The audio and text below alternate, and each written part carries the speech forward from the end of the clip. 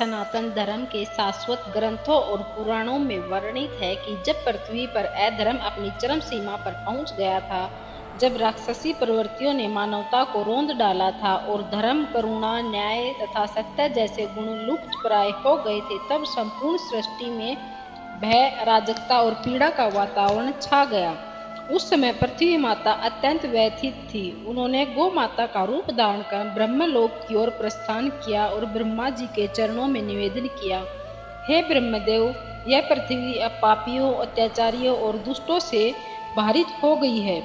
मानव त्राहिर कर रहा है, देवता पीड़ित हैं और धर्म का स्वरूप विलुप्त होने लगा है।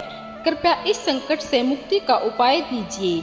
ब्रह्मा जी इस करुण गुहार को लेकर साक्षात विष्णु लोक पहुँचे। वहाँ क्षीर सागर में शेषनाग की सैया पर विश्राम कर रहे श्री हरि विष्णु के समक्ष उन्होंने पृथ्वी का दुख प्रकट किया। यह केवल एक स्त्री रूप धारण की गई पृथ्वी का निवेदन नहीं था, बल्कि संपूर्ण ब्रह्मांड की चेतना का एक पुकार थी कि ईश्वर स्वयं अब अवतरित हो। यह वह क्षण था जब विष्णु ने गंभीरता से नेत्र खोले और एक दिव्य निर्णय की घोषणा की, जब अधर्म बढ़ता है और धर्म की हानि होती है, तब मैं स्वयं अवतार लेता हूँ। अब मैं पृथ्वी पर यदुवंश में जन्म लूंगा। मेरा यह अवतार केवल राक्षसों के वध हेतु नहीं, बल्कि समस्त चेतनाओं को दिव्यता का अनुभव कराने हेतु होगा। अगर आप इस चैनल पर नए हैं तो चैनल को सब्सक्राइब जरूर कर दें और कमेंट में जय श्री कृष्णा लिखें। इस घोषणा के साथ ही तीनों लोकों में गति प्रारंभ हो गई। देवता और श्री सिद्ध अप्सराएं, गंधर्व सभी को कार्य सौंपा गया। अनेक देवताओं ने गुप्त रूप से धरती पर जन्म लिया। कोई चरवाहा बना, कोई ग्वाला, कोई मथुरा के नागरिक। हर तत्व इस योजना में सम्मिलित हो गया, क्योंकि यह कोई सामान्य जन्म नहीं था, यह साक्षात नारायण का अवतरण था। वहीं दूसरी ओर मथुरा के राजा उग्रसेन का पुत्र कंस जो प्रारंभ में केवल एक योद्धा था, धीरे धीरे अत्याचारी, अहंकारी और राक्षसी प्रवृत्ति का बन गया। उसने सत्ता छीन ली, अपने पिता को बंदी बना लिया और राज्य को भय और हिंसा से संचालित करने लगा। जब उसकी बहन देवकी का विवाह वासुदेव से हुआ और उसे ससुराल छोड़ने जा रहा था, तभी आकाशवाणी हुई, कंस, जिस देवकी को तू स्नेह पूर्वक विदा कर रहा है, उसी के गर्भ से उत्पन्न 8वां पुत्र तेरा संहार करेगा। यह आकाशवाणी ब्रह्मांडीय योजना का वह ध्वनि प्रकाश था जिसे धरती पर भाग्य की दिशा मोड़ दी थी। कंस का चेहरा भय और क्रोध से विकृत हो गया। उसने तत्काल देवकी को मारने का प्रयास किया, परंतु वासुदेव ने उसे रोका और कहा, मैं तुम्हें उसकी हर संतान सौंप दूंगा, तुम चिंता न करो। कंस ने उन्हें बंदी गृह में डाल दिया। यह वह कड़ी थी जिसने कृष्ण जन्म की ओर चल रही दिव्य योजना को साकार रूप देना प्रारंभ कर दिया। उधर स्वर्गलोक, मृत्युलोक और पाताल लोक सभी इस घटना की प्रतीक्षा की दृष्टि से देख रहे थे।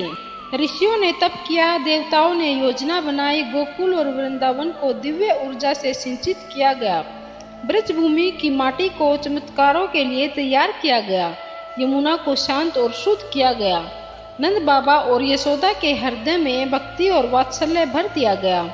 यह सब सामान्य क्रम में नहीं, बल्कि ब्रह्मांडीय योजना के अंतर्गत हुआ। कृष्ण जन्म अब निकट आया गया था। वह क्षण जब न केवल एक बालक बल्कि स्वयं पर ब्रह्मा पृथ्वी पर अवतरित होने जा रहे थे। यह जन्म केवल शारीरिक नहीं, बल्कि चेतना, दिव्यता और धर्म की पुनः स्थापना का प्रारंभ था। यही है श्री कृष्ण जन्म का प्रथम रहस्य, एक योजना जो काल से परे थी, एक अवतरण जो केवल भारतवर्ष के लिए नहीं अपितु समस्त सृष्टि के लिए था। मथुरा के महाराज उग्रसेन की पुत्री देवकी एक अत्यंत तेजस्विनी और दिव्य गुणों वाली कन्या थी। उनका विवाह यदुवंशी कुल के वीर और धर्मनिष्ठ राजकुमार वासुदेव से बड़े ही शुभ मुहूर्त में हुआ। संपूर्ण मथुरा नगरी इस विवाह उत्सव का उल्लास से झूम रही थी। कंस, जो देवकी का सगा मामा था, उसे बहुत प्रेम करता था। वह स्वयं रथ हाँकते हुए अपनी बहन को ससुराल से विदा करने निकला, लेकिन जैसे ही रथ मथुरा की सीमा पार करने को हुआ, आकाश में गूंजती हुई एक दिव्य वाणी सुनाई दी, हे कंस, जिस देवकी को तू बड़े प्रेम से विदा कर रहा है, उसी का 8वां पुत्र तेरा संहार करेगा। ये वाक्य जैसे ही कंस के कानों में पड़ा, उसका चेहरा विकृत हो गया। उसके भीतर छिपी हुई राक्षसी प्रवृत्ति जाग उठी।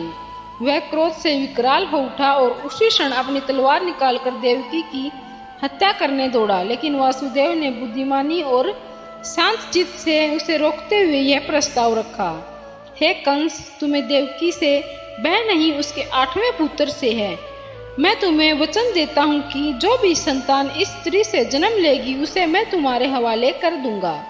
इस निर्दोष स्त्री की हत्या कर तुम कलंकित हो जाओगे। कंस ने कुछ देर विचार किया और अपनी तलवार नीचे कर दी, लेकिन उसके भीतर भय और संशय का ऐसा बीज बोया जा चुका था कि उसने वासुदेव और देवकी को तुरंत बंदी बनवाकर कारागार में डाल दिया। यह वही अंधकार में कक्ष था जहां से श्री कृष्ण की अद्भुत लीला प्रारंभ होनी थी।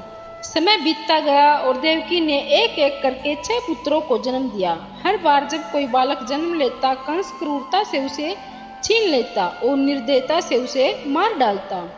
यह देखकर देवकी का हृदय चित्कार करने लगता है और वासुदेव मौन पीड़ा सहते हुए ईश्वर की ओर निहारते रहते हैं। वे जानते थे कि यह कोई साधारण घटनाएं नहीं बल्कि किसी विराट योजना का भाग है। 7वें गर्भ की घटना अत्यंत रहस्यमयी रही। देवती के गर्भ में जो संतान थी वह वास्तव में स्वयं शेषनाग का अवतार था, जिसे आगे चलकर हम बलराम के रूप में जानते हैं। लेकिन कंस को भ्रमित करने और उसे गर्भ को बचाने हेतु भगवान विष्णु की आज्ञा से योग माया ने उस गर्भ को अदृश्य रूप में देवकी के गर्भ से निकालकर वासुदेव की दूसरी पत्नी रोहिणी के गर्भ में स्थानांतरित कर दिया, जो उस समय नंद गांव के गोकुल में निवास कर रही थी। कंस को ऐसा प्रतीत हुआ कि 7वां गर्भ असमय नष्ट हो गया है। अब वह क्षण आया जिसकी प्रतीक्षा समस्त ब्रह्मांड कर रहा था, 8वां गर्भ। यह गर्भ न किसी सामान्य सृष्टि से उत्पन्न हुआ था, न ही यह केवल मानव शरीर का परिणाम था। यह गर्भ था स्वयं भगवान नारायण का, जो अपने भक्तों की पुकार और पृथ्वी की वेदना को सुनकर स्वयं अवतरित हो रहे थे। कारागार की कठोर दीवारों के बीच बंदी जीवन की पीड़ा के बावजूद देवकी के मुख पर अद्भुत तेज झलकने लगा। वासुदेव का तप, उनकी भक्ति और देवकी की कोमलता, यह सब मिलकर उस पवित्र गर्भ को दिव्यता से भर रहे थे। देवकी जब अपने गर्भ को महसूस करती तो उनके भीतर एक शांत चित्त की अनुभूति होती, मानो कोई अदृश्य शक्ति उनके भीतर उन्हें आश्वस्त कर रही हो कि सब ठीक होगा। वासुदेव को भी रातों को स्वप्न में दिव्य संकेत मिलने लगे थे। ब्रह्मा, विष्णु, इंद्र आदि देवगार सूक्ष्म रूप में आकर कारागार का परिदर्शन करते और कंस की लीला को देख मुस्कुराते। यह 8वां गर्भ कोई साधारण गर्भ नहीं था, यह सत्य, धर्म और प्रेम का मूर्त रूप था। श्री कृष्ण का यह जन्म केवल मथुरा में एक बालक के रूप में नहीं हुआ था, बल्कि यह समस्त ब्रह्मांड में चैतन्य ऊर्जा को पुनः प्रकट होने जैसा था। यह वह क्षण था जब काल, कारण और परिणाम तीनों का संतुलन स्थिर हुआ। जब देवती के गर्भ में वह चेतना आई तो ऐसा प्रतीत हुआ मानो स्वयं वेदों की वाणी उसकी धड़कनों में गूंज रही हो। चक्कर की गति ने वह क्षण ला दिया था जिसका ब्रह्मांड को युगों से इंतजार था। वह रात कोई साधारण रात नहीं थी, यह श्रावण मास की कृष्ण अष्टमी थी, जब रोहिणी नक्षत्र अपनी संपूर्ण ऊर्जा में था। आकाश बादलों से घिरा हुआ था, चारों ओर घना अंधकार छाया था, जैसे संपूर्ण ब्रह्मांड किसी रहस्य की प्रतीक्षा में सांस रोक के खड़ा हो। कारागार के भीतर जहाँ वासुदेव और देवकी बंदी जीवन जी रहे थे, उस अंधकार में कोठरी में अचानक दिव्य प्रकाश फैलने लगा। ऐसा प्रतीत हुआ जैसे स्वयं सूर्य और चंद्रमा ने मिलकर अपने तेज को वहां भेजा हो। उस रात जैसे समय ठहर गया था, हवाएं रुक गई थी, नदियां शांत हो गई थी, वृक्षों के पत्तों की सरसराहट भी शिथिल हो गई और संपूर्ण सृष्टि स्तब्ध होकर केवल एक क्षण की प्रतीक्षा कर रही थी, श्री कृष्ण जन्म का क्षण। आकाश से अप्सराएं उतर आई, देवताओं ने पुष्प वर्षा की और दिशाओं ने स्वयं को संपूर्ण रूप से नतमस्तक कर दिया। देवती के गर्भ से एक चतुर्भुज रूप धारी दिव्य बालक प्रकट हुए, जिनके हाथों में शंख, चक्र, गदा और पद्म सुशोभित थे। उनकी कांत अतुलनीय थी, नेत्रों में करुणा और तेज का अद्भुत संतुलन था। यह कोई साधारण शिशु नहीं था, यह स्वयं विष्णु का अवतार था।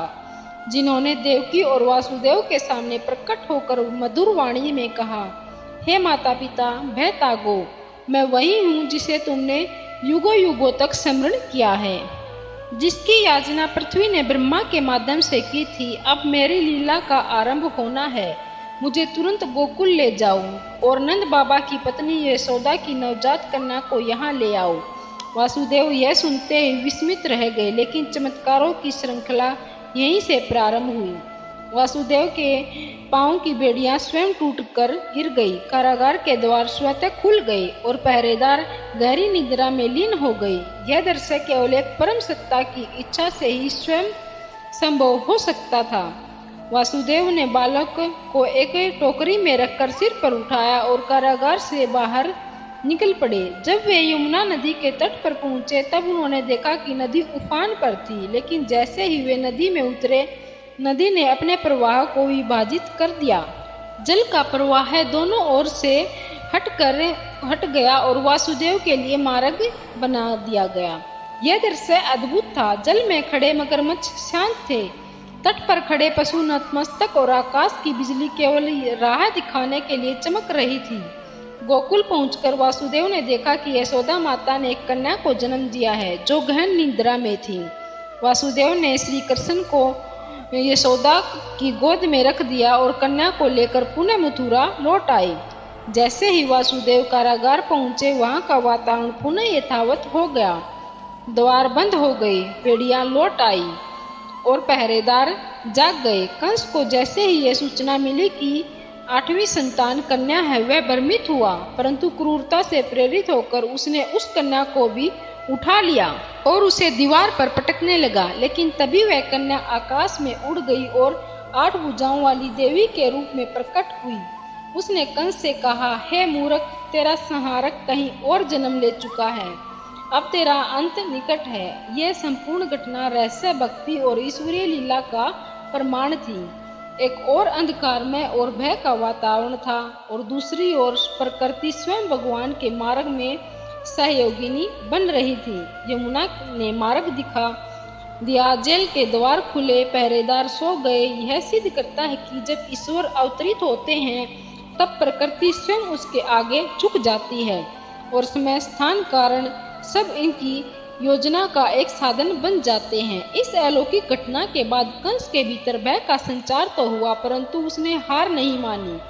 उसने सोचा कि जिस बालक को मारने के लिए चेतावनी दी गई है उसे किसी भी कीमत पर समाप्त करना होगा।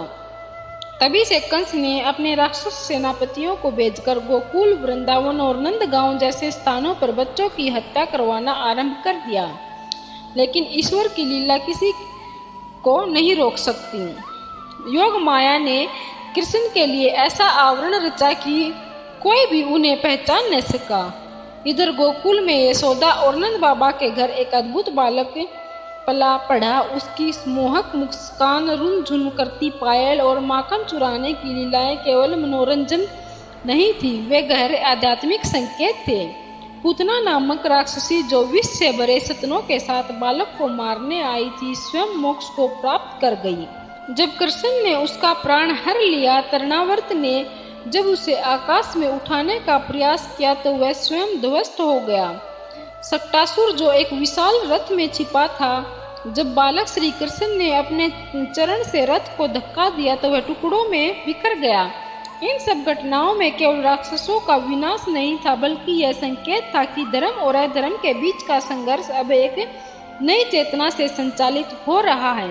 श्री कृष्ण का बाल्यकाल केवल कहानियों का संग्रह नहीं है, यह एक जीवंत वेद है जहाँ हर घटना, हर लीला मानव जीवन के भीतर छुपे सत्य को उजागर करती है। कालिया नाग की लीला में जहाँ उन्होंने अहंकार के फन पर नृत्य किया, वहाँ यह स्पष्ट होता है कि ईश्वर केवल संहारक नहीं, मार्गदर्शक भी है।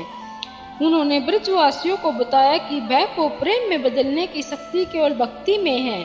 और अंततः जब श्री कृष्ण ने मथुरा पहुंचकर कंस को उसके सिंहासन से खींचकर रणभूमि में उसका वध किया, तब ब्रह्मांड ने उस अद्वितीय क्षण को देखा जब अधर्म स्वयं धर्म के चरणों में नतमस्तक हो गया।